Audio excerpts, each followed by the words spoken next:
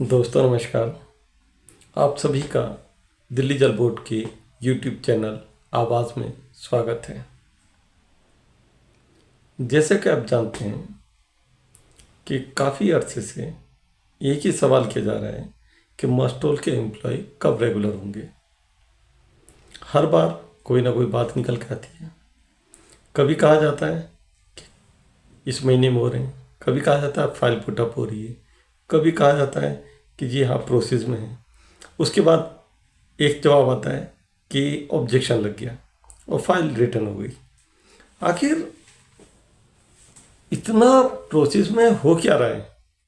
सवाल ये है कि सच में ऐसा सब कुछ चल रहा है या कोई और वजह है। मुझे लगता है कि वजह कोई और है। और वजह क्या है, इसी के लिए मैं आप लोगों के सामने आया हूँ।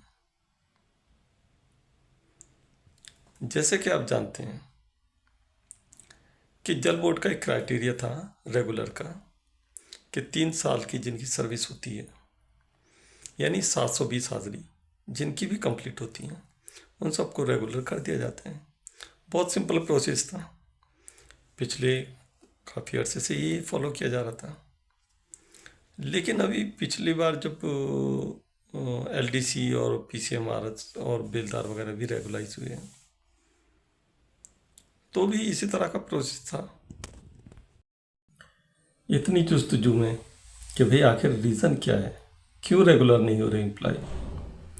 जब बातें निकालनी शुरू की, जब सवाल पूछने शुरू किए, तो कुछ और ही बात निकल कर सामने आई। आप सुनेंगे तो आप भी कहेंगे कि क्या क्या ये बातें करते हैं। आप समझिए, एक एम्प्लॉय के लिए बहुत ज़रूरी आरआर। जब एम्प्लॉय को मस्टोल पे रखा जाता है, उस वक्त उसका जो क्राइटेरिया है, उस क्राइटेरिया के अकॉर्डिंगली उसको मस्टोल पे रखा गया। वो एम्प्लॉय काम करे जा रहा है। और जब वो रेगुलर की बात आती है तो उसके लिए क्राइटेरिया चेंज करने की कोशिश की जा रही है। अब चेंज किस तरह से? पहली बात ये समझिए कि सीजी ग्राउंड पर कौन एम्प्लॉय आता है। सीजी ग्राउंड पर वो एम्प्लॉय होता है, उसको रखा जाता है जिस फैमिली के हेड का आकस्मिक निधन हो गया हो और वो उसका परिवार अपना गुजर बसर ना कर पा रहा हो और उसके एक परिवार के एक किसी जिम्मेदार आदमी को, जो परिवार चाहे कि इसको जिम्मेदारी दी जाए, उस आदमी को दिल्ली जल बोर्ड नौकरी पे रखे और वो नौकरी से उस परिवार के लोगों को गुजर बसर कराए। जो उनके फादर जो एक्सपायर हुए हैं, उनकी जो जिम्मेदारी थी, उनको वो बच्चा पूरा निभाए, चाहे वो उनका बेटा हो, चाहे बेटी हो, चाहे उनकी वाइफ खुद ही ना हो, किसी को नौकरी देनी है। अब सवाल होता है कि कई कंडीशन में ये होता है कि वाइफ को नौकरी देनी है, वो तो अनपढ़ है, लेकिन क्योंकि सीजी ग्राउंड पर है इसलिए उसको नौकरी देंगे कि कोई बात नहीं, पढ़े लिखे नहीं हो कोई बात नहीं, अब बेलदार का नौकरी करो या field assistant as a field assistant appoint करेंगे, आपसे वो काम लिया जाएगा जो काम पढ़े लिखों का नहीं है। लेकिन अब बोर्ड की मीटिंग हुई, जो रेगुलर एम्प्लॉयज़ करने के लिए मीटिंग रखी कि बोर्ड मीटिंग, उसमें रखा गया, आइटम लगा। आइटम में जो रेजोल्यूशन पास हुआ उसमें कहा गया कि भाई जो भी एम्प्लॉय रेगुलर किया जाएगा वो 10वीं पास हो, पहली बात। दूसरी बात, अगर वो 10वीं पास नहीं है तो वो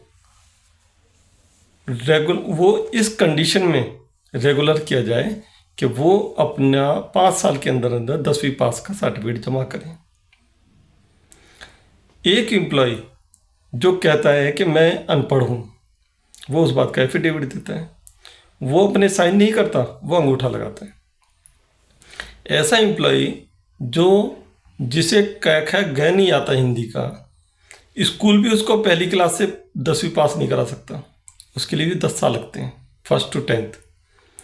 जल बोर्ड समझता है कि पहली जो अनपढ़ है, जिसने ज़िंदगी में कुछ नहीं पढ़ा, बचपन में भी नहीं पढ़ा, वो एकदम से इतना काबिल हो जाए कि वो 5 साल में 10वीं पास करें और 10वीं पास करके सर्टिफिकेट डिपार्टमेंट में जमा करें।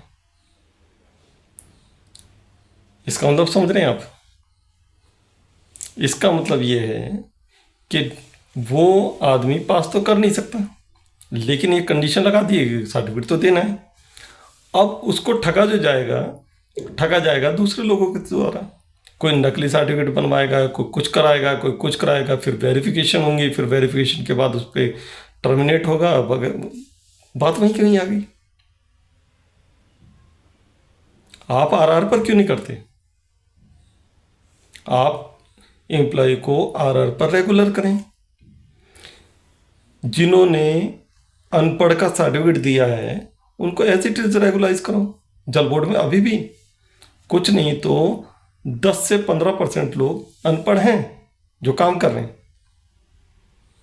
आप इन्हीं को 10वीं क्यों पास कराना चाहते हो?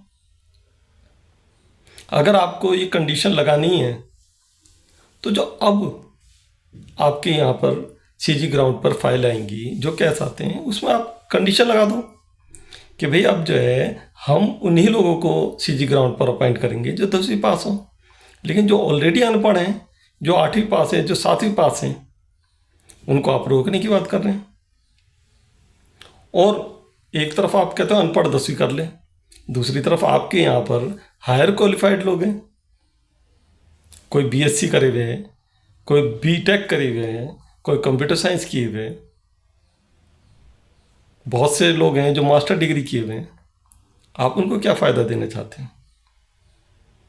आप अनपढ़ों से तो 10वीं कराओगे और उनके लिए नथिंग। तो मेरा तो सिर्फ अनुरोध विभाग से इतना ही है कि जो फ़िलहाल में एम्प्लॉयज़ 720 हाजिरी कंप्लीट कर चुके हैं और जिनको अगर जिस तरह से भी मस्टूल पर रखा गया था, अनपढ़ थे, पढ़े लिखे थे, जैसे भी थे, उनको जो अटेंडेंस का क्राइटेरिया, उस क्राइटेरिया को अगर वो फुलफिल करते हैं तो आप उनको रेगुलराइज करें। और ये जो लिस्ट है इसको कोशिश कीजिए। अभी तो आचार संहिता लग रही है तो कोई भी कुछ नहीं कह सकता, हम भी नहीं कुछ कह रहे इस बारे में, लेकिन आचार संहिता खत्म होने के बाद सबसे पहला काम विभाग को होना चाहिए कि वो इन एम्प्लॉयज़ को रेगुलर करें। इनको ना तो आज की डेट में मेडिकल फैसिलिटीज़ मिल रही हैं, ना हाउस की कोई फैसिलिटीज़ हैं, बहुत सारी जो बेनिफिट्स रेगुलर एम्प्लॉय को होते हैं वो इनको नहीं है। ऊपर वाला ना करे किसी के साथ कोई हादसा हो जाता है तो उसको, उसके परिवार को भी कोई बेनिफिट नहीं मिलेगा, क्योंकि रेगुलर एम्प्लॉयज़ के बेनिफिट होते हैं, मस्टूल के एम्प्लॉयज़ के बेनिफिट नहीं होते हैं। इसलिए मैं सभी दिल्ली जल बोर्ड के कर्मचारियों, खासकर जो मस्टूल एम्प्लॉयज़ हैं, उनकी तरफ से दिल्ली जल बोर्ड अथॉरिटी और जो भी रेगुलाइज के प्रोसेस के जो भी एम्प्लॉयज़ हैं या ऑफिसर्स हैं जो इस प्रोसेस को शुरू करना है या करेंगे, उनसे रिक्वेस्ट करूंगा कि वो मस्टूल के एम्प्लॉयज़ को जल्दी से जल्दी रेगुलाइज करें। धन्यवाद।